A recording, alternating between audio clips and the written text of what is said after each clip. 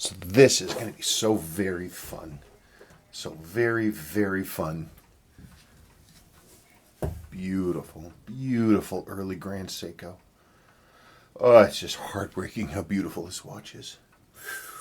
Yeah. And then, of course, you have this nice Seiko first dedicated dive watch. They're 30 millimeter Silverwave. Super cool. Well, eeny, meeny, miny, mo, catch a tiger by the toe. If he hollers, call Joe Exotic. Eeny, meeny, miny, mo.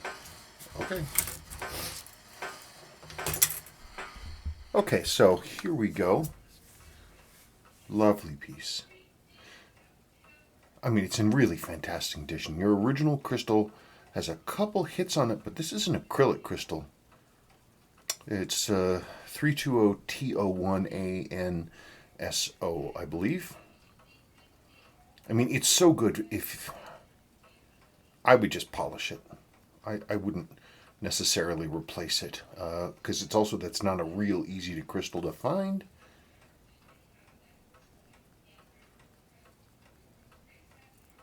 Well, you know what?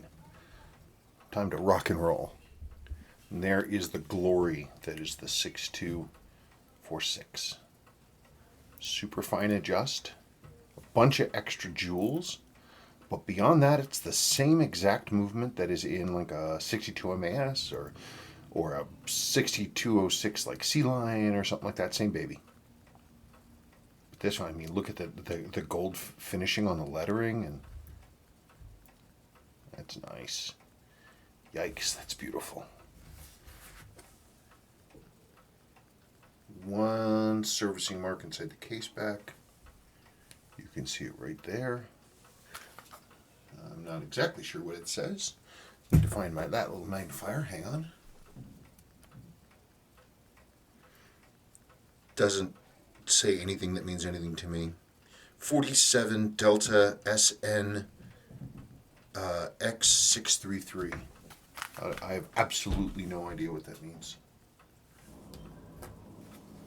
Caseback's never been polished. You got the nice, high, proud marks. This is like iodine or something. I don't know what that is. It's not me being dirty or anything. It's been on there for like 4 days. I don't know where I got that from. Scrub and scrub and scrub, and it just stays there. It's a really nice piece. Okay, time to pull it apart. Here, the underneath of the hood. It looks really clean. Under real magnification, I can see there's basically no lubrication under these diaffix settings. And in here, I mean, like there's a tiny, tiny bit right where the pinion contacts the underneath of the cap jewel, but that's it. There's like lots of little dust and stuff like that in here. They also have a little bit of wear from the winding weight right there. Nothing major, and you can see it's these little filthy things in here. But overall, it's good. These are really nice movements. Okay, well, my phone ran out of power while I was doing the disassembly, but that's okay because now it's charged up fully, and we can look at it together for the reassembly, and that's always going to be nice. So let me get myself ready to go here. So, starting to put it back together. 39 jewels, 6246. You know, it has a number of extraneous jewels, like underneath the date wheel and the date and the day wheel. They're the little, basically decorative jewels that are under there. There's 9 of them. So really, that only leaves 30 functional jewels. But 30 jewels that's a lot. Most auto winding movements like this that come from Seiko were 17 jewels, so we're doing better. But the most critical thing, the most important thing from my perspective is there's the lower mainspring arbor. Notice it's already pre-jeweled. And there's the upper mainspring arbor, also jeweled. And we can see that we have 1, 2, 3, 4 diaffix settings top and bottom for the third wheel and the escape wheel. Center wheel is jeweled. which is nice, and that's pretty standard. But another thing you can't see because it's still in the thing, this movement also comes equipped with a beautiful hacking lever, really nice arrangement. So let me keep going. That's the thing that really sets it apart, really makes it happy.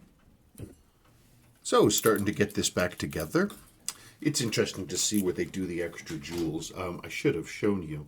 This is the center wheel bridge right here, or center wheel cock, depending on how you want to do it.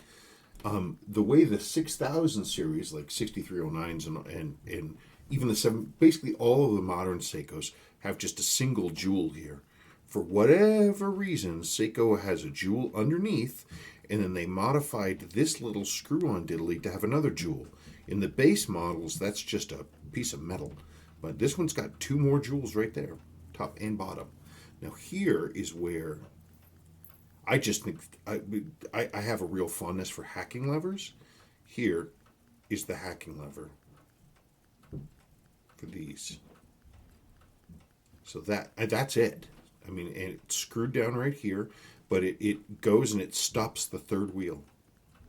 But it's a beautiful design, very strong too, unlike later hacking levers, which are very lightly built.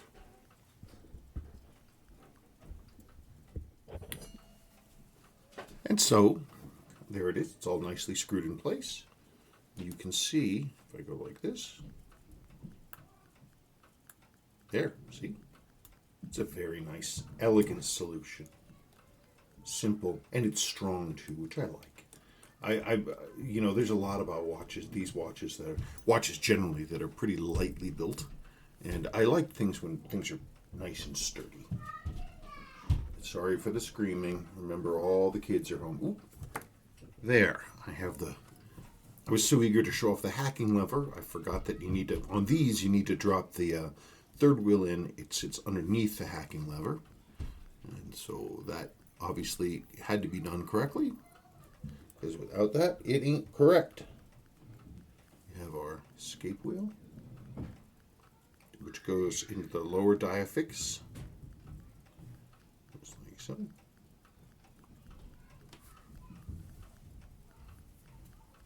And then, of course, we have our glorious fourth wheel. So nice and clean. So fresh and so clean.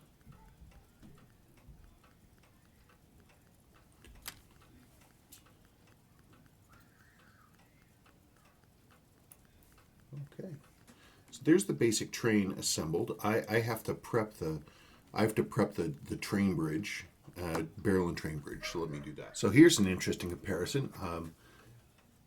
This is a Rolex 1570 movement that I'm restoring for myself. This one got completely soaked in water and left to rot, but I'm in the process of bringing it back. Okay, but this is a Rolex movement. A Rolex movement by itself like this, in good condition, like without any, basically a solid original unserviced Rolex movement like this, it's like about $2,000. Okay? This, obviously, this is a Grand Seiko, so I mean, people are asking real money for this, $1,400, $2,000. But here's the crazy thing: the movement itself, it's basically identical to this one in this Seiko Weekdater, which is a 6218. Same jewel count and everything, and these are about $300.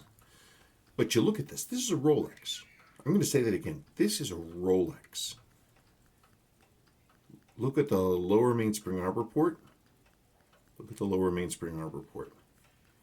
Look at the train bridge. 2 diaphix settings. Look at this train bridge. 1 diaphix setting. Only 1. And that is true on the other side. You have a mainspring arbor jewel on the underneath. This one is just metal. Also, we can talk about, this is always kind of fun. See if I can do this. So you look at this is old school watchmaking. People often ask me, hey, what's Rolex versus anything else? This is old school watchmaking. So you want the balance to be in poise. Always, always, always in poise. Everything has to be perfectly balanced so there's no excess weight on one side or the other. The old school way to do that is with these things. These are actually little screws. They're timing weights.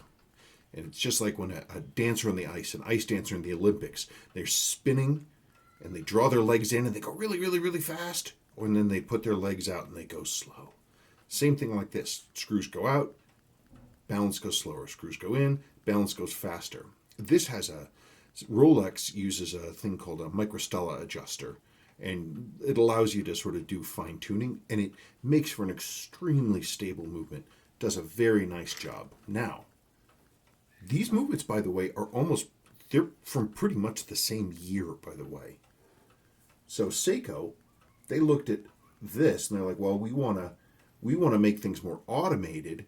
We want to make it not so labor intensive. So instead of having to do this with a balance, and you have to drill and tap all these holes, and you have to have all the screws of the right weight because you can put in different screws of different sizes, different weights, what Seiko did is they said, well, it's just like balancing a tire at the shop.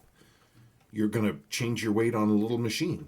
And so what Seiko does is they did, and they still do, is they would just spin the bare balance on a machine that would detect where it was out of balance, and it would just remove a teeny tiny little zip, zip, zip, little bits of metal around here on an automatic balancing machine, and it would just take out little bits, little divots, and that's how you balance it. One time, done. And that's how Seiko did it. So instead of all of this admittedly fine craftsmanship can be achieved by machines and computers. And that's the way Seiko did it. Anyway, that's fun. Since I'm comparing Rolex to Seiko, here's another thing that Seiko does. Seiko has always been excellent in terms of figuring out what things are unnecessary. Okay, so here's the ratchet wheel for winding the mainspring, right?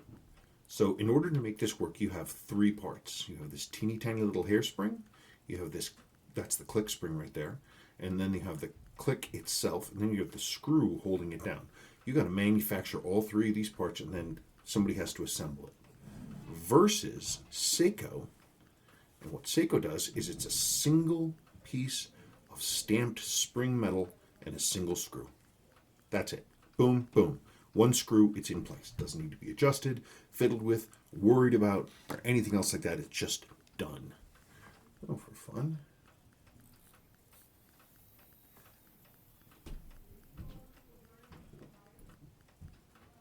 Just like that. Cool stuff, huh? Well, let me drop that. Let's keep going.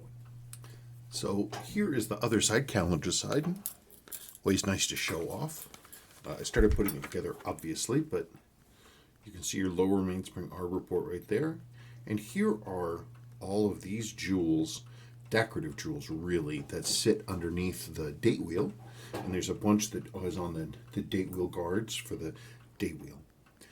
This shows us the one true Achilles heel. There are two things that people complain about with these movements. One, they're a low beat movement, relatively speaking, but they're extremely accurate, so who cares? And they take service greatly. But this is the one thing that they're kind of funky about. Their keyless works are very complex. They have, and there's several points where they can fail.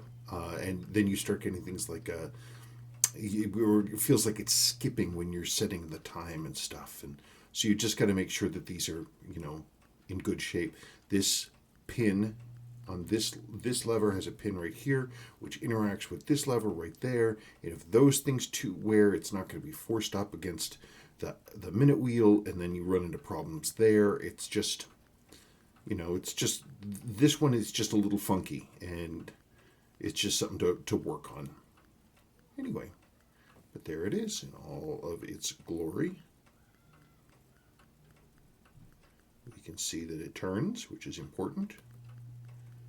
So you can see that little lever. And that thing, that's the quick set for the date. There is no quick set for the day. I don't believe. Okay, getting that together. You can see now this is the next set of these sort of decorative jewels. All those other ones were underneath here, right? And so you've got now another 4 on top of here. So that's, what is that? 9, really? Gosh, that's a lot. I gotta I got it. That seems like it's crazy talk to me, but that's the way it goes.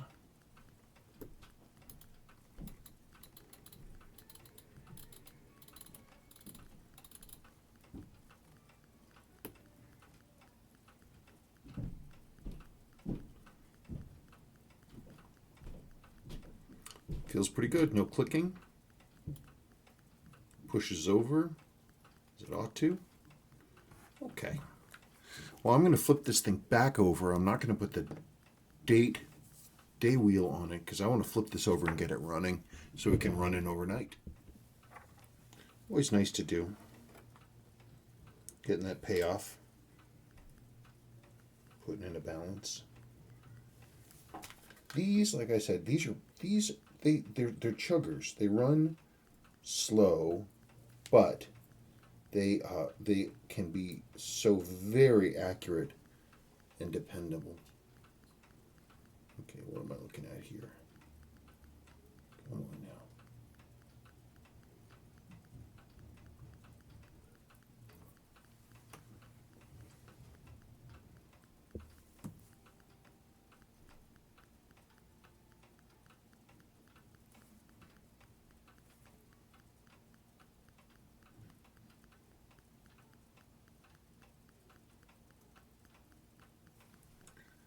Just like that. Just like that.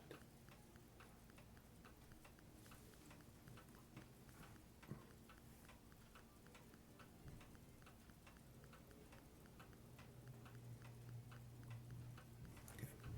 Let me put this screw in place.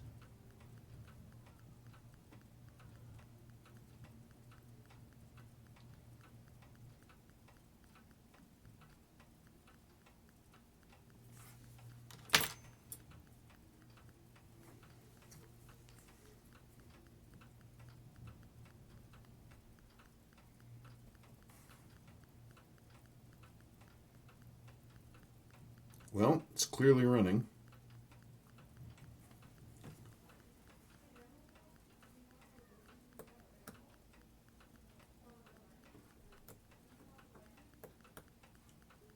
Okay, so this is...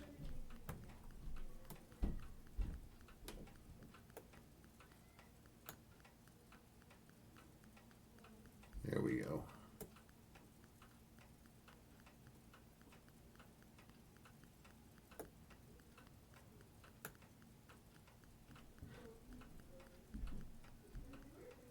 Come on. So it stops the sweep seconds hand immediately. It just takes a little bit for the slack to run through the train.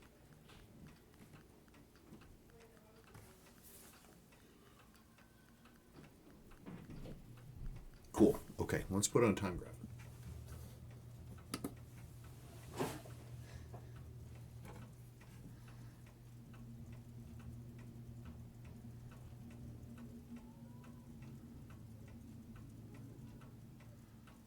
Well, like I said, man, these things run so well. They run so well. Oh, this one's 1908. It's not 1800.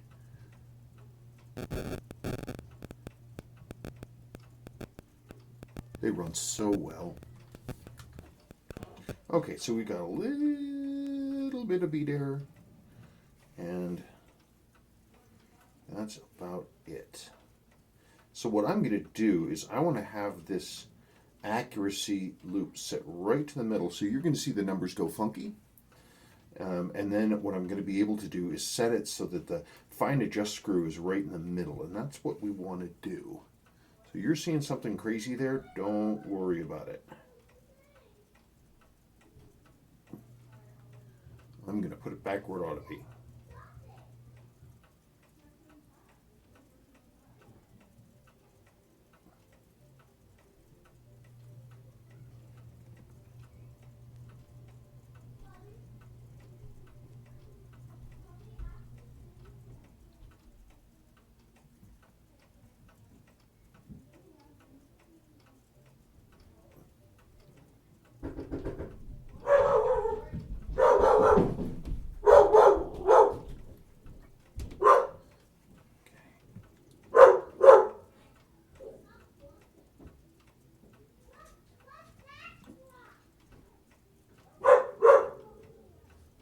Okay, we are kind of getting there.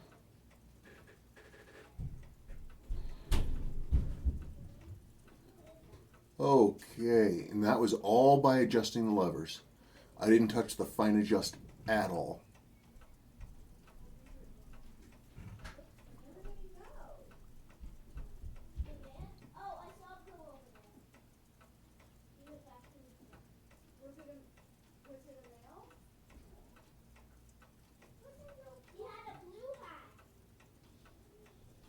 Okay, so that's it. I'm going to let this thing run in overnight, and we'll see where we're at in the morning. But that's, I think, a pretty good place to start. Okay, good morning. That's so pretty.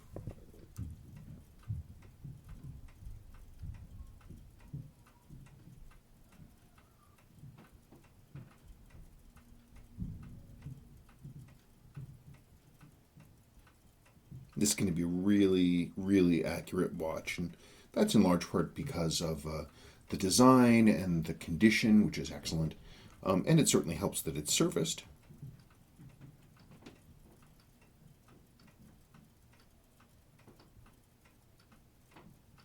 Yep, good stuff. There she blows.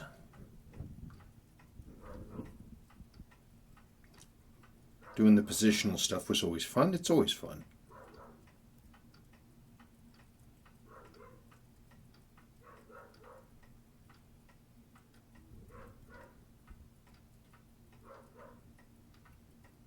Ah, what a beautiful watch. Okay, time for number 2.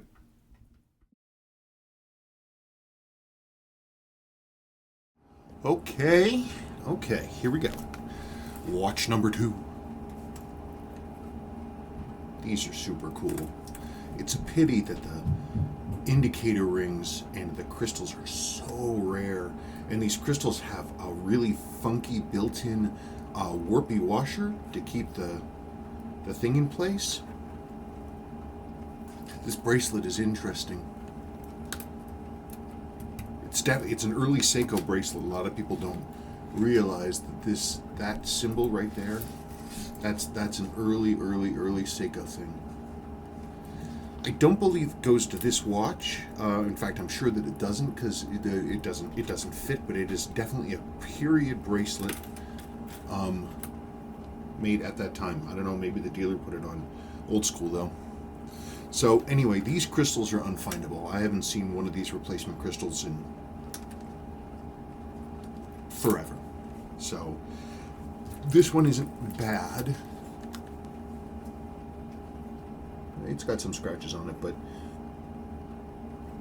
well, I'll see what I can come up with. Okay, so a couple good things. One, here's your old crystal off. Amazingly, I can't believe it. Going through all of my stuff, I actually have a new genuine crystal for this model. I can't believe it.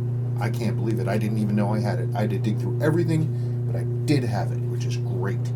So I've got that for you.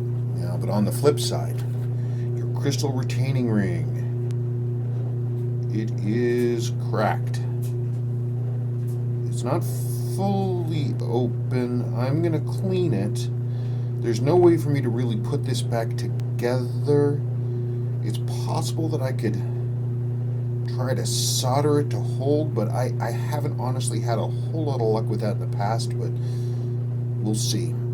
We've definitely got a little bit of surface corrosion going on here. Nothing major. Obviously, judging by the loom, the water never made it inside, so that's good news. So, good news, I have a crystal. Bad news, this thing is cracked. I will see if I can fix it. We'll find out. Okay, I got the hands pulled and the ring out, and you can see the compound stem with the indicator ring gear. The dial is beautiful. It's really nice. I normally see these and they're just yikes, but this one's beautiful. Beautiful piece. Your indicator ring is faded a touch, and that's what happens with these. It originally would have been jet black like that. We'll see. Okay, got the case back off. Same thing, looks, water never got inside. There's a few little bits of corrosion. No servicing marks. It's original. And this is, of course, this is a 6619 movement, but under the heading of you learn something every day, I was looking at my cross-referencing guide for the crystal for this thing, and I realized that the other model that this crystal goes to is the 6217 World Time.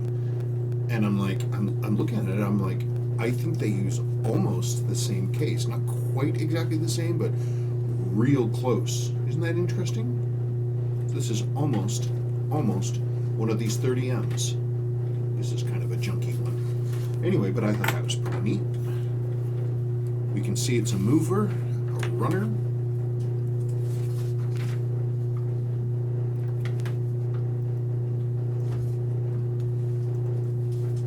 These really are great movements.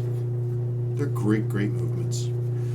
Slow and steady, but they do get it done. Getting down. It's interesting. I don't know if anyone will care besides me, but it's just little pieces of weird Seiko knowledge. These screws, these are the train bridge screws. They have a longer shaft than the normal screws that Seiko uses, and the top is a domed circular machine finish. What's crazy is that these screws Seiko didn't use very often. In this bridge, they're also screws that are used specifically to hold down the calendar plate on 6138 chronographs. I have no idea why. That's where it is. You just don't see them very often. It's just one of those extra funky things. It's interesting looking at these 6619s because it's an early movement, of course, for Seiko, early in their golden age, and so it has some features that are, I don't want to say primitive, but more complex than what Seiko would have done later on. Train bridge looks nice. Specifically, one of the crazy things they do is they have a little rest washer. Let's see if it's there. Yes, it is. If you look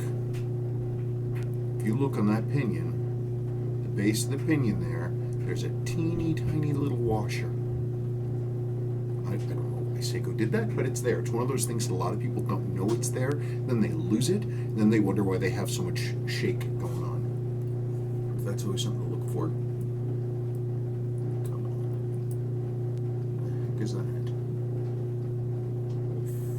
Oh, that.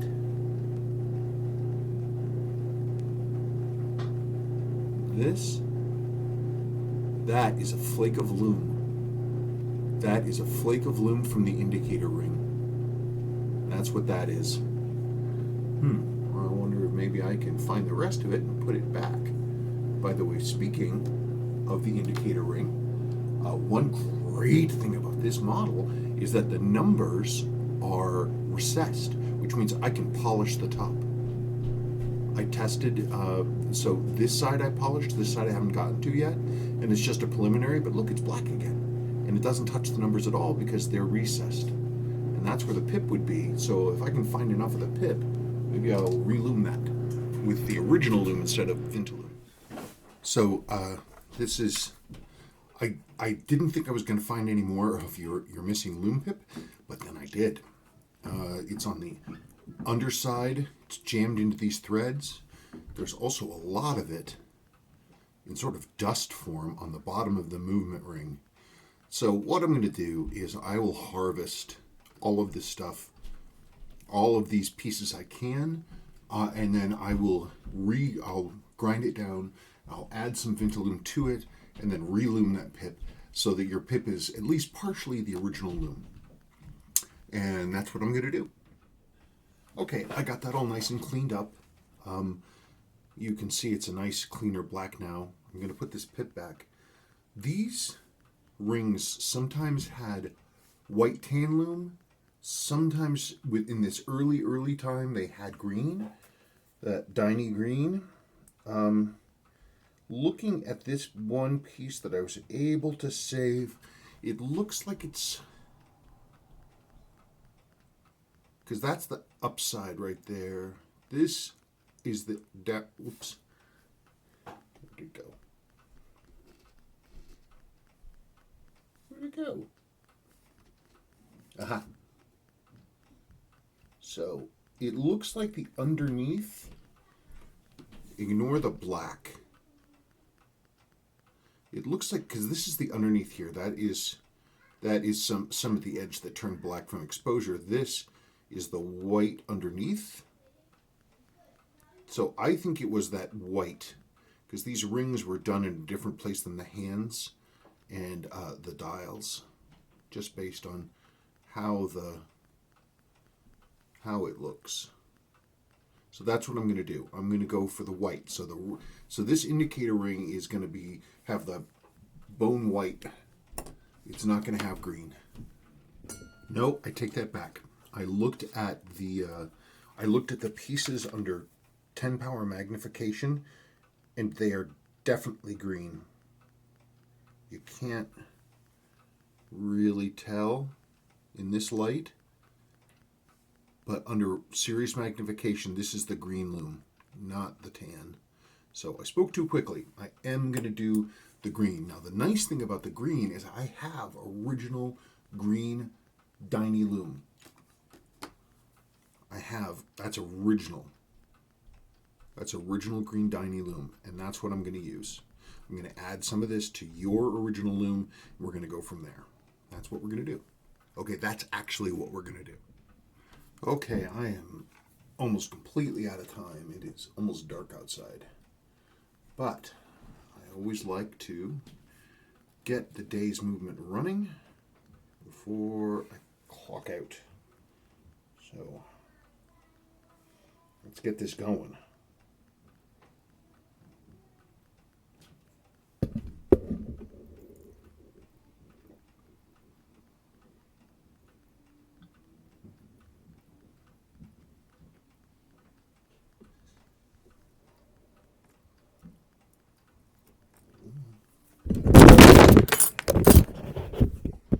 There we go. She's a runner. Doing running things. Okay, let's check the amplitude. Okay, we got a little bit of beat error, nothing major. Let's get that out of there.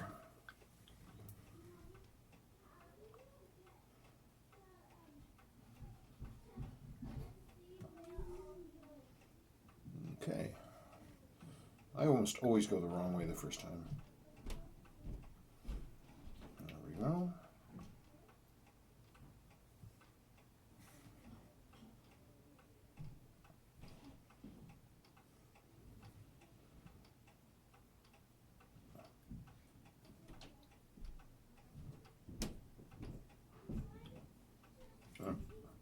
Too far.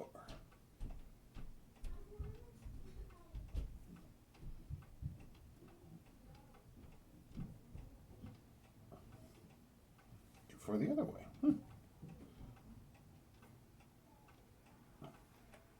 Come on.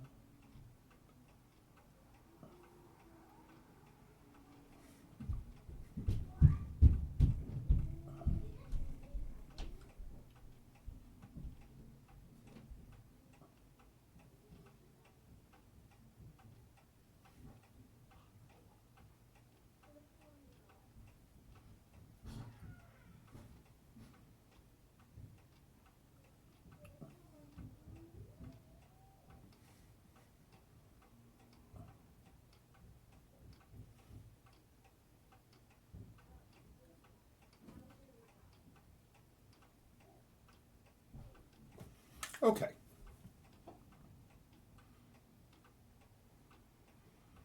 It's a good place to start, I think.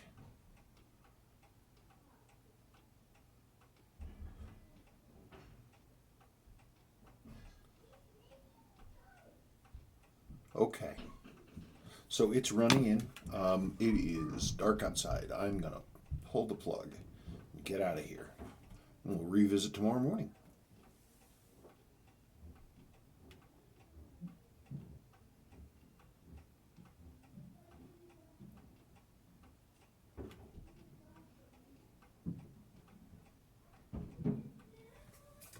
Sorry, still just sitting here watching the numbers.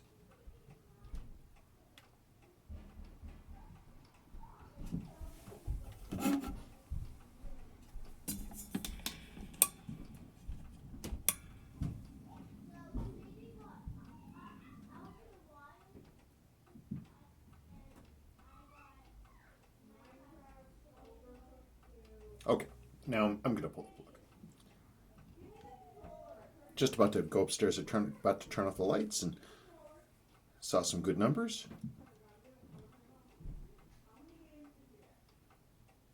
So I think I did something right. Okay, I swear I'm done. Well, it has been a long second day, but I am just about, sorry for the noise, I'm just about ready to seal this thing up. I've had a couple of challenges, nothing major, but she's a good runner. Well, there we go.